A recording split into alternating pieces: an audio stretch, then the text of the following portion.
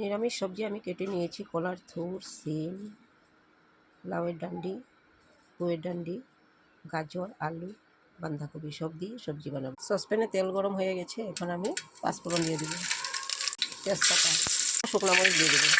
পাঁচফোড়ন ভাজা হয়ে গেছে, সবজি দিয়ে দেবো, লবণ দিয়ে দেবো, মশলা জিরা, ধনিয়া, হলদি, মরিচ দিয়ে দেবো। সবজি একবার নেড়ে দেবো। সবজি ভাজা হয়ে গেছে, জল দিয়ে দেবো। আরও আধা চামচ লবণ দিয়ে দেবো।